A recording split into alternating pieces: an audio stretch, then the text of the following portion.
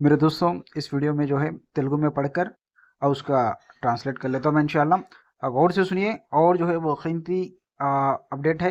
आप लोग सुनेंगे तो आपको समझ में आता, नहीं तो नहीं समझ में आता। ప్రస్తుతం క్షేత్రస్థాయిలో లబ్ధిదారుల వడపోత అర్హుల గుర్తింపు ప్రక్రియ మాత్రమే కొనసాగుతుంది. దీనికి సంబంధించిన ముఖ్యమైన వివరాలు కింద ఇవ్వబడ్డాయి. बोले तो क्या बोल रहे हैं, बोले तो यहाँ पर छाट छाट के यानी फिल्टर कर कर के यानी सर्वे के अंदर 360 डिग्रीज के हिसाब से जो है सर्वे कर रहे हैं मिल के यहाँ पर बता रहे हैं। जो एलिजिबल है वो लोगों को देते मिल के यहाँ पर बता रहे हैं। वो किन लोगों को देने वाले हैं, उनको जो है क्या एलिजिबल रहना, ये जो है बताते मिल के यहाँ पर बता रहे हैं। और तो वो कौन लोग है आप आगे देखिए इंशाल्लाह। లిస్టు ఎప్పుడు వస్తుంది? మొదటి విడతకు సంబంధించిన పూర్తి స్థాయి లబ్ధిదారుల జాబితా ఖరారై వారికి నిధులు మంజూరు చేసిన తర్వాతే తదుపరి విడత లేదా రెండో జాబితాపై ప్రభుత్వం స్పష్టత ఇస్తుంది. बोले तो यहाँ पर क्या बोल रहे हैं, लिस्ट कब आती बोली तो पहले फेज के अंदर जो नाम आए हैं उनके अकाउंट के अंदर पूरे 5 लाख रुपए अगर गिर गए, पूरा अमाउंट उनके अकाउंट के अंदर जमा होने के बाद में, उनका मुकम्मिल होने के बाद में सेकंड फेज के अंदर सेकंड लिस्ट आएगा. जब तक जो है सेकंड लिस्ट नहीं आएगा, ये जो है इसका मीनिंग है. స్టేటస్ ఎలా తెలుసుకోవాలి? లిస్టు విడుదలైనప్పుడు మీరు మీ గ్రామ పంచాయతీ కార్యాలయంలో లేదా అధికారిక మీ సేవా ప్రజాపాలన పోర్టల్ ద్వారా మీ పేరు ఉందో లేదో सरी चूसुकोवच्चु. यानी आप अपना स्टेटस कैसा मालूमात कर सकते कि आपका नाम लिस्ट में आया. तो इसके लिए आप क्या करना, आप अपने ग्राम पंचायती नहीं तो म्यूनसिपल ऑफिस जाकर वहाँ पर मालूमात कर सकते. नहीं आप ऑनलाइन में मालूमात करना चाह रहे हैं तो मी सेवा के ज़रिए और प्रजा पालना पोर्टल जो वेबसाइट है वहाँ पर जाकर भी आप अपना नाम को जो है चेक कर सकते कि आपका नाम लिस्ट में आया या नहीं आया. మీరు ప్రజాపాలన దరఖాస్తు చేసుకున్నప్పుడు ఇచ్చిన రసీదు నెంబరు, అప్లికేషన్ నెంబరు ఉంటే దాని ద్వారా మీ దరఖాస్తు ఏ దశలో ఉందో అధికారులు పరిశీలిస్తారు.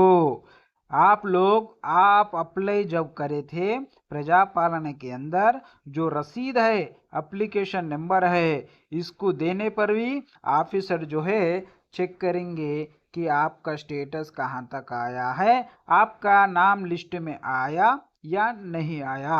इसका जो है ऑफिसर्स चेक करते हुए यहाँ पर बता रहे हैं.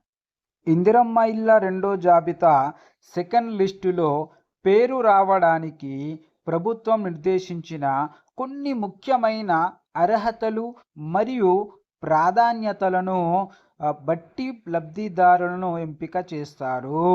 इंदिरम्मा इल्लू सेकंड फेज के अंदर सेकंड लिस्ट के अंदर नाम आने के लिए गवर्नमेंट जो है चंद एलिजिबल और चंद जो है वो लोगों के अंदर ये चीज़ है या नहीं है, चंद रूल्स है, वो रूल्स देखकर जो है वो लोगों को चुनते बिल के यहाँ पर बता रहे हैं.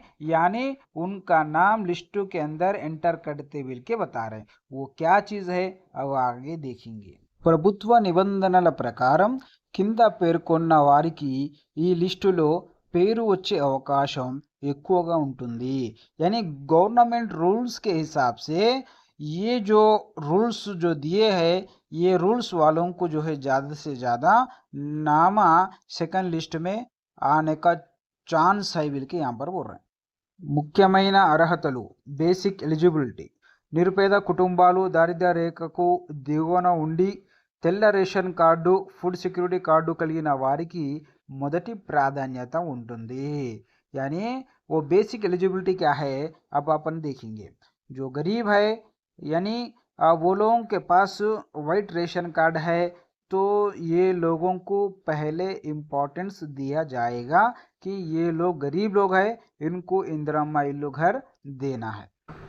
సొంత స్థలం ఉన్నవారు ఇల్లు నిర్మించుకోవడానికి సొంత స్థలం ప్లాట్ ఉండి ఇల్లు లేని నిరుపేదలకు ప్రాధాన్యత ఇస్తారు. यानी जिसको ज़मीन ओन है और घर बनने के लिए गवर्नमेंट जो है हेल्प करती है के बोल रहे हैं. यानी जिसको प्लाट है वो लोगों को ज़्यादा इम्पोर्टेंस देते बिल के यहाँ पर बता रहे. స్థలం లేని వారికి ప్రభుత్వం స్థలంతో పాటు ఇల్లు ఇస్తుంది. కానీ స్థలం ఉన్న వారికి ప్రక్రియ వేగంగా జరుగుతుంది. यहाँ पर क्या बता रहे हैं, जिसको ज़मीन नहीं है उनको ज़मीन के साथ घर देते बिल के बता रहे हैं. अगर जिसके पास ज़मीन है तो उनको पहले इम्पोर्टेंस देते बिल के बता रहे हैं.